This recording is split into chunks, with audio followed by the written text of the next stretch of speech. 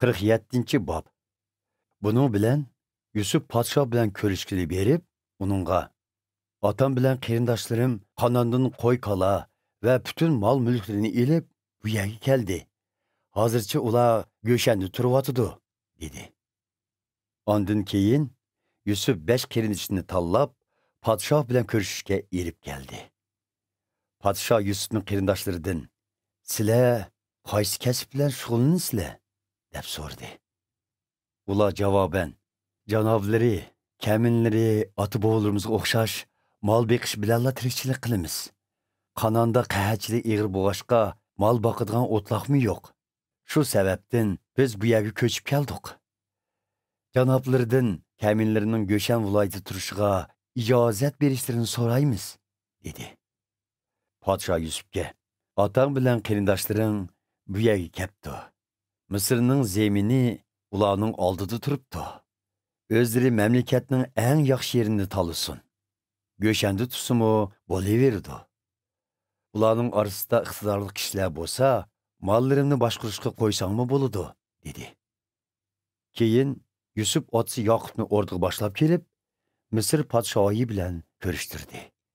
Yoqub podshohga baxt saodat tildi. Podshoh uningdan "Qancha yoshga keldingiz?" deb so'radi.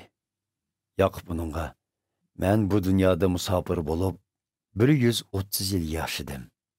Bu jafo mushaqqatli hayotimda texi ota-bobolarimdek uzun umr ko'rmadim", deb javob berdi. Xo'shish oldida Yoqub yana podshohga baxt tilab, ondan chiqib ketdi. Yusuf podshohning amri bo'yicha otasi bilan qarindoshlarini Misrga o'rinlashtirdi. U Ramiz shahrining yenidan davlatning eng yaxshi yerini ularga zeminlikqa berdi. Hamda otasi, qarindoshlari va ularning uydagilarga nopusning soniga qarab oshliq yetkazib berdi. Ocharchilik intayin egilishib ketganlikdan hamma yerda oshliq qolmagan edi. Misrliklar bilan Qanonliklar ochliqdan ojizlab ketdi. Yusuf ochliq setib, ularning hamma pullarini yig'ib olib, o'rdiga topshirdi. Misr va Qanondagi xalqning qo'lidagi pullar tugaganda, Misr xalqi Yusufning oldiga kelib uningdan "Pullarimiz tugab ketdi. O'limdan saqlanib qolishimiz uchun bir amal qilib, bizga oshliq yetkazib bergaylar", deb talab qildi. Yusuf ularga "Agar pullaringlar tugab ketgan bo'lsa, melinglarni oshliqqa tegishinglar", dedi. Buning bilan ular mollarini Yusufning oldiga elib kelishdi. Yusuf ularning ot, eshak, qo'y, kala va o'chkilarga oshliq tegishib berdi. Shunda qilib, Yusuf ularning mol chorvalarining badiliga shu yili ularni oshliq bilan ta'minladi. Keyingi yili ular yana kelib, "Hey oliylari, haqiqiy ahvolni yoshirmaymiz. Pullarimiz butunlay tugadi. Mollarimizmi o'zlariga o'tib ketdi. Hozir bizning tenimiz va yerimizdan boshqa hech narsamiz qolmadi. O'limdan saqlanib qolishimizga bir amal qilg'aylar. Yerlarimizning oq tashlanib qolmasligi uchun o'zimiz bilan yerimizni oshliqqa almashtirib bergaylar. Yerlarimiz podshohning bo'lsin. O'zimizmi podshohning quli bo'lib, uning dehqonchiligini qilayli. Hayot qilishimiz uchun yerlarni terishimizga urug'liq bergaylar", deb talab qildi. Shunda qilib, Yusuf podshoh uchun Misrning butun zeminini setib oldi. Ocharchilikning ig'irligidan Misrliklar yerlarini setishga majbur bo'ldi. Natijada butun yer zemin podshohga o'tib ketdi. Butun Misr xalqimi uning quli bo'lib qoldi. Faqat ruhoniylarning yerlarilla o'z qo'llarida qoldi. Ularning yerlarini setishi hojatsiz edi. Chunki ular podshohdan haqsiz oshliq oladi.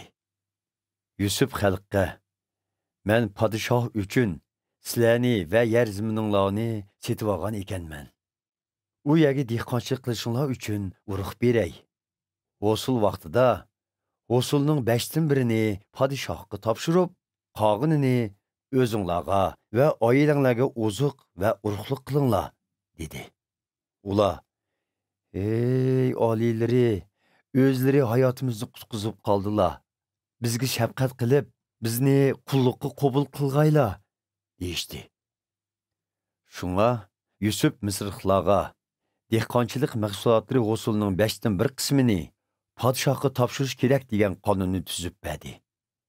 Bu qonun bugungacha kuchga ega bo'lmoqda. Faqat ruhoniylarning yerlarila podshohga o'tmadi. İsraillar Mısırның Göşen viloyatida o'ltiraqlashdi. Ular ro'zoq tepib, aholilari haslab ko'paydi. Yaqub Mısırda 17 yil yashab, 147 yil ömür ko'rdi.